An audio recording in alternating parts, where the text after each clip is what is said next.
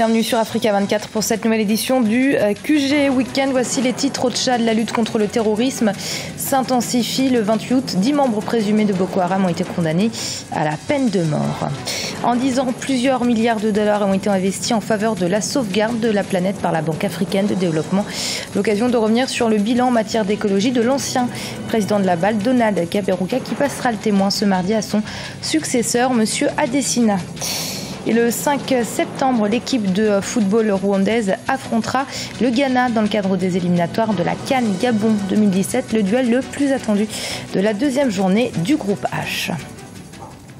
C'est le premier procès de ce genre au Tchad. 10 membres présumés de Boko Haram arrêtés après un double attentat à suicide en juin à N'Djamena, la capitale, et jugés à partir de ce mercredi 26 août ont été condamnés à la peine capitale. Le Tchad montre là encore une fois sa détermination à mettre un terme aux exactions commises par le groupe terroriste Boko Haram. Idlet Mirabel Bissou. La peine capitale, c'est la sentence prononcée ce vendredi 28 août 2015 contre les 10 membres de Boko Haram jugés au Tchad. Ces derniers avaient été arrêtés suite aux attaques terroristes de N'Djamena de juin et de juillet 2015 qui ont fait plusieurs dizaines de morts et de blessés dans la capitale. La condamnation qui a été prononcée par la justice tchadienne est une condamnation qui envoie un signal fort au groupe Boko Haram en termes d'exactions, c'est-à-dire les victimes qui sont faites sur place.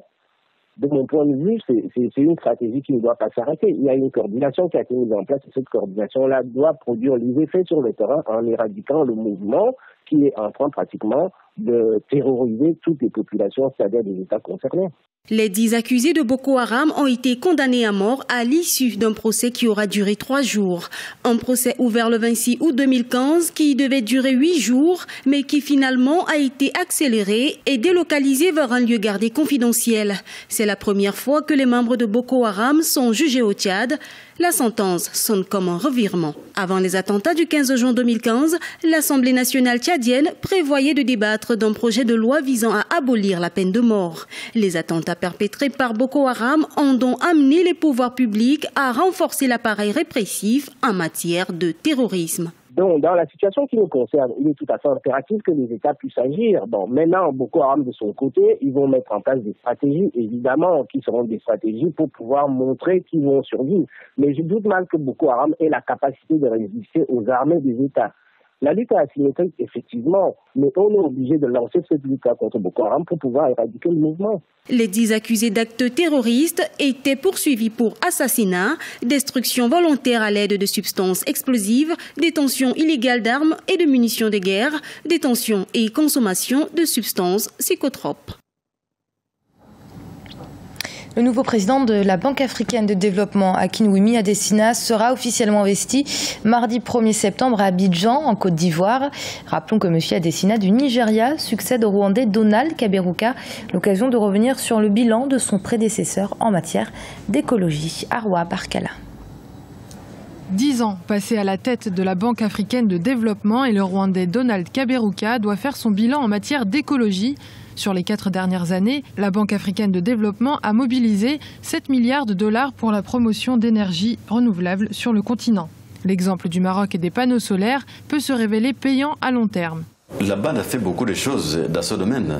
C'est vrai qu'ici au Maroc, on a fait le plus grand centre solaire du monde avec nos amis du Maroc parce qu'ils l'ont souhaité. Mais ce n'est pas aussi le Maroc. Au Kenya, nous venons de faire le plus grand centre de l'énergie éolienne. Au dernier Forum économique mondial en Afrique du Sud, en juin 2015, le président de la BAD s'est exprimé sur l'importance de l'accès à l'électricité pour tous les Africains, un objectif qui ne peut se réaliser sans l'investissement de la banque dans les infrastructures d'énergie propre. Je crois que l'Afrique doit prendre la responsabilité de devenir leader afin de prouver qu'il est possible de se développer sur les bases d'une énergie propre et renouvelable. Et nous deviendrons les leaders devant tous les continents. Parce que nous avons l'opportunité de faire ces choix, c'est le premier défi que nous devons lancer à nos gouvernements. Durant son mandat de 10 ans, Donald Kaberuka a fait investir 11 milliards de dollars dans les énergies propres. À quelques semaines de la COP21, la Banque africaine de développement représentera un des piliers de l'influence africaine sur les travaux de ce sommet. L'Afrique reste le continent le moins pollueur de la planète avec 4% des émissions de gaz à effet de serre émis par le continent. Et dans le cadre de la passation de service entre Donald Kaberuka et son successeur, le Nigérian Akinwumi Adesina, qui aura lieu, nous vous le rappelons, ce mardi 1er septembre, Africa 24 reviendra chaque jour sur le bilan du mandat de Donald Kaberuka à la tête de la plus grande institution financière du continent africain. Et au Burkina Faso, Edouard Ouedraogo a sorti son deuxième ouvrage. Le journaliste a choisi de mettre l'accent sur les principaux tournants politiques de son pays en passant en revue les plusieurs facteurs qui ont déclenché la destitution des présidents burkinabés. Reportage de notre correspondant Wandiam Valentin Compaoré. Heures et malheurs de la politique et du journalisme au Burkina Faso. Quelle leçon! C'est la dernière parution d'Edouard Ouedraogo, journaliste et écrivain burkinabé. Dans son livre, l'auteur relate les faits marquants de l'histoire politique du Burkina Faso, du premier président Maurice Yamoyogo au lendemain de l'insurrection populaire d'octobre 2014. Pour lui, l'histoire sociopolitique du pays des hommes intègres doit être connue par la jeune génération. En comparaison avec d'autres pays, notamment des pays voisins comme la Côte d'Ivoire, comme le Ghana, comme le Niger, le Soudan, c'est-à-dire l'actuel Mali, la Haute-Volta restait quand même un exemple de tolérance où les gens évidemment compétissaient, se chamaillaient, s'affrontaient même souvent sur le plan politique, mais sans que jamais cela dégénère vraiment en conflit majeur entre régions, entre ethnies, entre même groupes politiques. Pluriel et diversifié, cette deuxième œuvre qui se veut aussi autobiographique fait le lien entre deux anciens présidents du Burkina Faso, Maurice Yamoyogo et Blaise Compaoré. Pour l'auteur, l'histoire de ces deux dirigeants politiques est presque similaire. Maurice Yamoyogo, s'il avait accepté de recevoir simplement les syndicalistes qui demandent à être reçus pour discuter avec lui des mesures de réduction salariale qu'il voulait opérer dans le budget 66. S'il avait simplement accepté de les recevoir le 30 ou le 31 décembre 65, son régime ne serait pas tombé en tout cas le 3 janvier. Blaise Compaoré aussi, si le 28 octobre au soir, il avait simplement déclaré qu'il a compris le message et qu'il revenait sur sa décision, pense qu'en tout cas, il y avait de fortes chances qu'il ait sauvé son régime. Son premier livre, Voyage de la Haute-Volta au Burkina, est un essai politique paru en 1996. Il faut rappeler que l'auteur, qui est journaliste, est le directeur de publication de l'Observateur Palga, le tout premier quotidien privé au Burkina. Rwanda contre Ghana, c'est l'affiche importante de la deuxième journée des éliminatoires de la CAN Gabon 2017 dans le groupe H qui doit se tenir le 5 septembre. En attendant cette échéance, les Rwandais ont joué un match amical international contre l'Éthiopie, une partie remportée par les Amavubi. Reportage de notre correspondant Olive Adjakotan. 3 buts contre 1, c'est le score de l'opposition Rwanda-Éthiopie.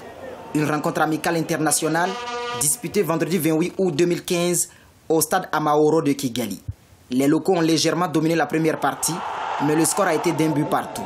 À la reprise, les Rwandais accentuent la domination. Ils inscrivent 2 buts à la 65e et à la 73e minute. Une victoire qui pourrait porter chance à l'équipe nationale rwandaise lors de son match face au Ghana le 5 septembre pour les éliminatoires de la CAN 2017. I strongly believe that we can qualify for the African Cup of Nations. We have a very difficult game against Ghana. Nous avons de fortes chances de se qualifier pour la CAN 2017 et le match face au Ghana, l'une des meilleures équipes du continent, est très important. Même si nous perdons face aux Ghanéens, nous allons engranger des points face aux autres formations afin de nous qualifier pour la CAN 2017. La formation éthiopienne est également en reconstruction comme celle du Rwanda. L'Éthiopie organise la Coupe Sekafa des Nations en décembre 2015. Elle prend aussi part aux éliminatoires de la CAN Gabon 2017 et du CHAN 2016 prévu en janvier au Rwanda. Nous avons quelques joueurs professionnels qui n'ont pas joué cette partie amicale. Nous les récupérons la semaine à venir et combinerons leur expérience avec celle des jeunes joueurs. Cela sera bénéfique pour nous pour les prochains matchs. Rappelons que le Rwanda est actuellement co-leader du groupe H avec le Ghana. Le Mozambique et l'île Maurice sont respectivement 3e et 4e. L'Algérie domine le groupe J dans lequel sont logés l'Éthiopie, les Seychelles et le Lesotho. Et ce journal a été préparé par l'ensemble de la rédaction. Merci de l'avoir suivi. Restez sur Africa 24. Dans un instant, une nouvelle édition de l'information.